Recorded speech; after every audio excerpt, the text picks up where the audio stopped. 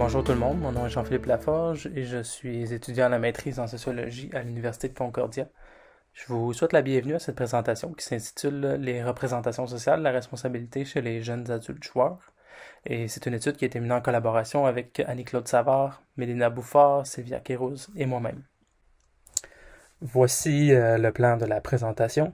D'abord, je vais brièvement survoler les aspects problématiques, si on veut, là, du concept de responsabilité dans le contexte des jeux d'hasard et d'argent.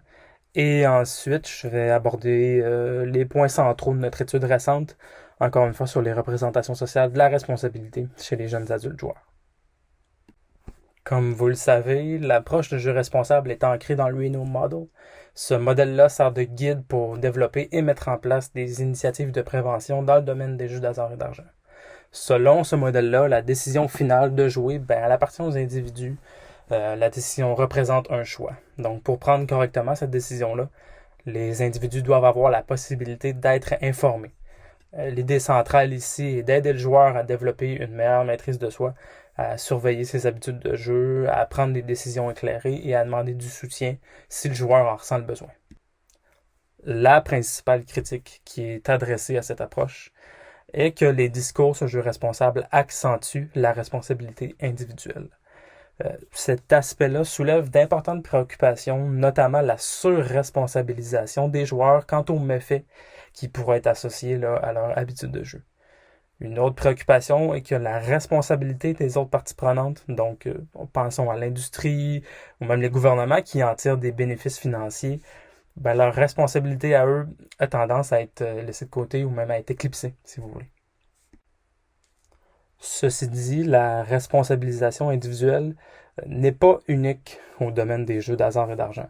Ce processus-là rappelle en fait les mécanismes propres au néolibéralisme qui, lui, a tendance à placer sur les épaules de l'individu l'entière responsabilité de leurs actions.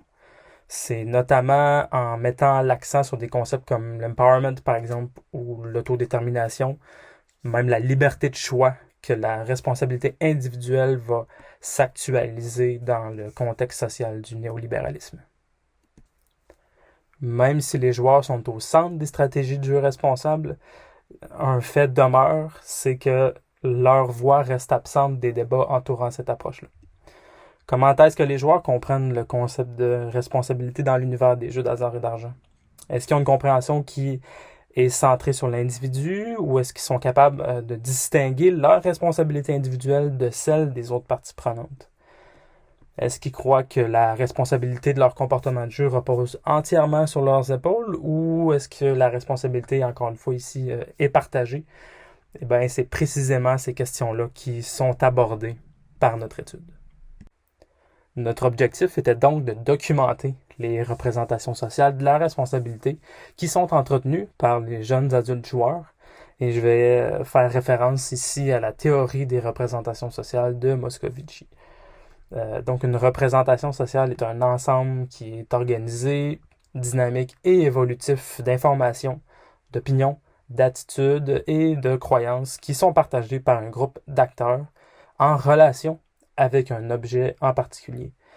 Donc, une représentation sociale est construite dans le contexte social et idéologique qui entoure les acteurs en question.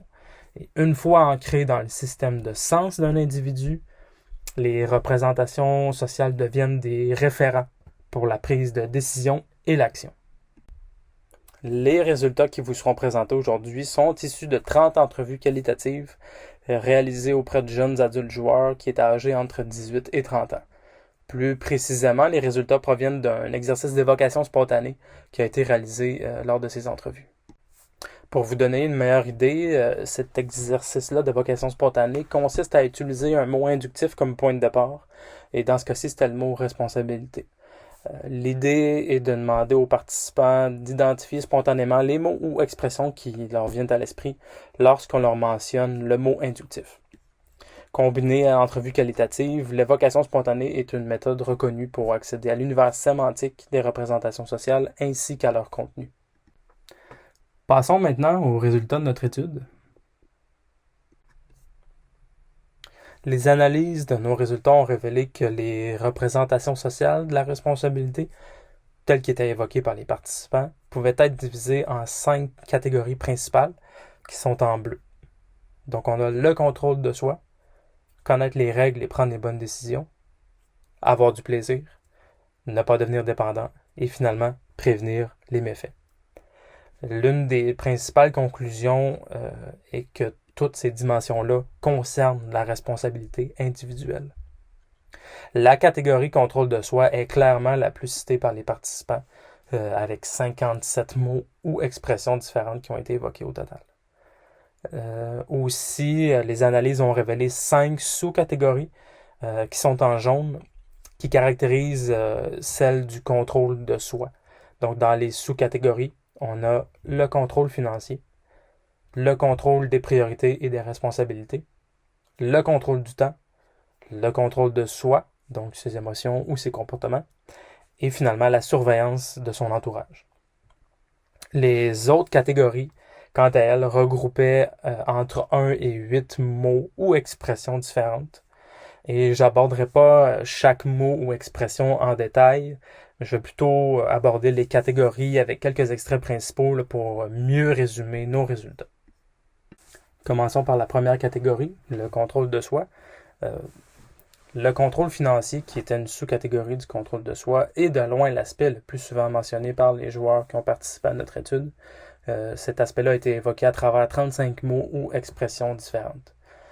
L'idée centrale du contrôle financier est essentiellement d'établir une certaine limite sur la somme d'argent que le joueur dit responsable doit respecter. Cette limite-là était évoquée de plusieurs façons, notamment ne pas exagérer, ne pas trop dépenser, être raisonnable ou encore être prudent.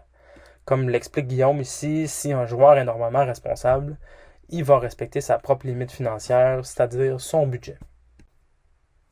Des expressions telles qu'avoir le sens des priorités, être sérieux, être mature, démontrent la responsabilité de garder le contrôle sur ses priorités. Notre analyse a permis de mettre en lumière une certaine réciprocité là, entre les priorités et le contrôle financier. Pour Jacob, par exemple, la participation au jeu d'hasard et d'argent est considérée comme un risque potentiel à l'avenir du joueur. Il faut dire que ce risque-là doit être considéré dans le contexte d'un échantillon de jeunes adultes qui, pour beaucoup, est une étape de la vie qui implique de prendre des décisions importantes pour leur avenir, par exemple au niveau professionnel ou personnel. C'est donc en adoptant des comportements dits responsables que le joueur sera en mesure de se protéger du risque. C'est à travers des expressions comme attention, assumer, être prudent, que les participants ont fait référence à la responsabilité du joueur de s'informer sur les jeux d'hasard et d'argent, de connaître leurs règles et de savoir dans quoi on s'engage pour pouvoir prendre des bonnes décisions. Pour certains joueurs, il s'agissait plutôt de connaître les mécanismes qui vont au-delà des jeux d'hasard et d'argent, comme le fonctionnement du hasard en lui-même. Dans ce cas-ci, Laurie explique comment le joueur est responsable de savoir que c'est impossible pour lui de contrôler les chances de gagner. C'est notamment à travers des expressions comme bon joueur, être attentif ou avoir du plaisir que le thème du plaisir est apparu comme l'une des catégories associées aux représentations sociales de la responsabilité. Pour Olivier, par exemple, c'est de la responsabilité du joueur d'adopter une attitude et des comportements qui seraient appropriés pour que le jeu reste agréable. En somme, là, pour certains participants, c'est vraiment la responsabilité du joueur de rester dans une zone de plaisir, si on veut. Le concept de responsabilité a également été associé à des expressions comme addiction et dépendance par certains joueurs, ou plus largement là, à la thématique des problèmes de jeu. Selon certains, il serait de la responsabilité du joueur de ne pas développer une dépendance. Dans l'exemple ici, Catherine mentionne que si le joueur est responsable, il va prendre soin de lui pour notamment ne pas développer une dépendance au jeu. Donc la quatrième catégorie des représentations sociales de la responsabilité met de l'avant la responsabilisation du joueur et son rôle dans la prévention des difficultés qui pourraient être associées à certaines habitudes de jeu. La prévention des méfaits est la dernière catégorie liée aux représentations sociales du concept de responsabilité qui a émergé de l'exercice d'évocation spontanée. Donc, du point de vue du participant qui a énoncé cette catégorie-là, il s'agirait de la responsabilité du joueur et de l'opérateur de jeu de prévenir les méfaits. La prévention est aussi la seule catégorie c'est-à-dire la seule qui a été mentionnée par un seul participant, qui fait référence à une représentation sociale de la responsabilité qui ne serait pas exclusive à celle du joueur, mais qui serait plutôt partagée avec un autre acteur, et dans ce cas-ci, c'était l'opérateur de jeu.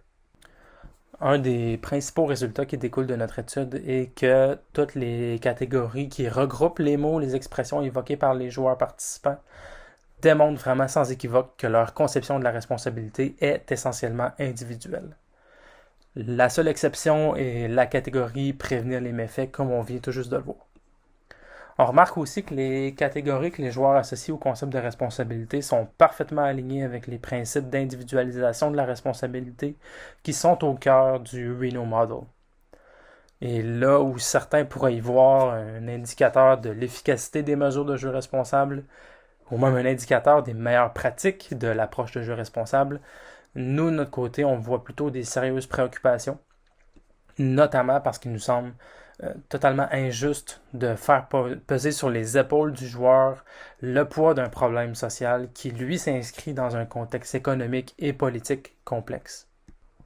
Cette conception-là de la responsabilité, qui est entièrement centrée sur l'individu, indique pour nous l'intériorisation d'un discours unidimensionnel sur le jeu responsable qui est entretenu consciemment ou non, par une multitude d'acteurs impliqués et concernés par la question du jeu.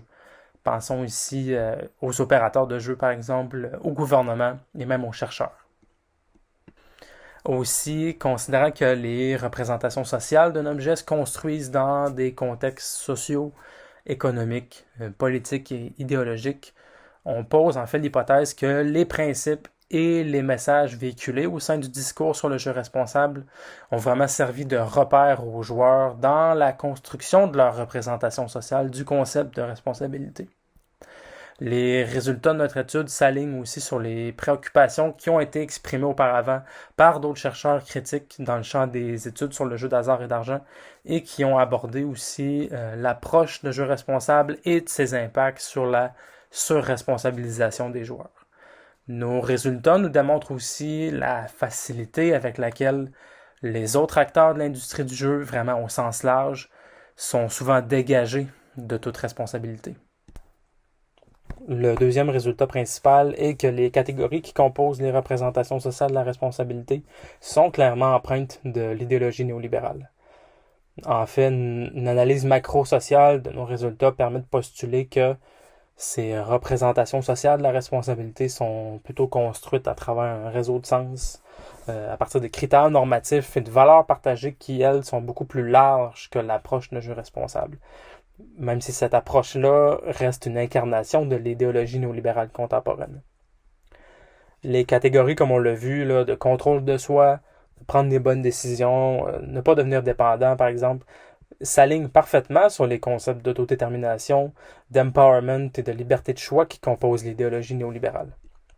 Et c'est sur la base de ces repères collectifs-là que les joueurs sont venus à assumer l'entière responsabilité de leur comportement de jeu, c'est-à-dire en faisant des bons choix, en se contrôlant, voire en subissant des méfaits associés au jeu, et ça, peu importe le contexte social, économique et politique dans lequel s'inscrivent leurs habitudes de jeu.